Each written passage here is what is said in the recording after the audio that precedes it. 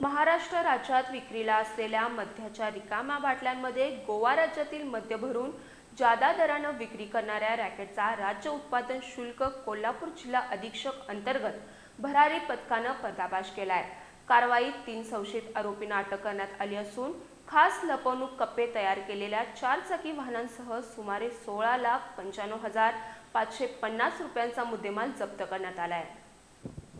महाराष्ट्रातील महानगरपालिका तसंच जिल्हा परिषद आणि पंचायत समिती निवडणुकांच्या पार्श्वभूमीवर लागू असलेल्या आदर्श आचारसंहितेच्या काळात 16 जानेवारी रोजी मतमोजणीच्या दिवशी मिळालेल्या माहितीच्या आधारे शिरोळ तालुक्यातील कोंडिग्रे इथल्या केन कंपनी समोरील पत्र्याच्या शेडमध्ये राज्य उत्पादन शुल्क कोल्हापूर जिल्हा अधीक्षक भरारी पथकानं छापा टाकला।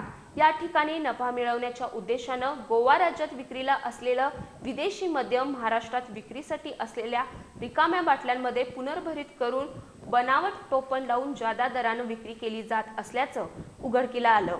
यासोबतच मद्य वाहतुकीसाठी वापरण्यात येणाऱ्या वाहनांमध्ये नजरेत न येण्यासाठी खास तयार केलेले गुप्त कप्पे आढळून आले, ज्यामध्ये मद्य लपवून वाहतूक केली जात होती। या कारवाईत विविध ब्रँडच्या विदेशी मद्याच्या तसंच पुनर्भरित केलेल्या एकूण 375 बाटल्यांमध्ये 124.02 लिटर मद्य जप्त करण्यात आले।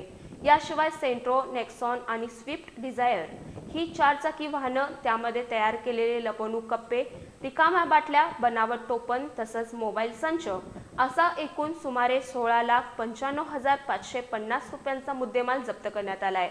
या प्रकरणी 3 संशयितांना अटक करण्यात आली असून त्यांच्या विरोधात महाराष्ट्र दारूबंदी कायदा अंतर्गत गुन्हा नोंदवण्यात आलाय। ही कारवाई कोल्हापूर जिल्हा अधीक्षक स्नेहलता नरवणे, सांगली जिल्हा अधीक्षक प्रदीप पोटे, कोल्हापूर जिल्हा उपाधीक्षक युवराज शिंदे यांच्या मार्गदर्शनाखाली करण्यात आली।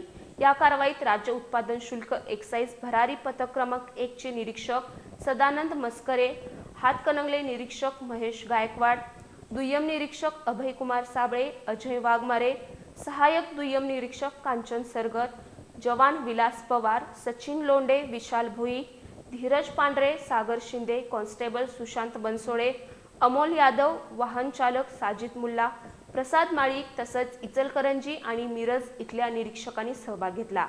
या गुन्ह्याचा पुढील तपास दुय्यम निरीक्षक अभयकुमार साळवे करत आहेत।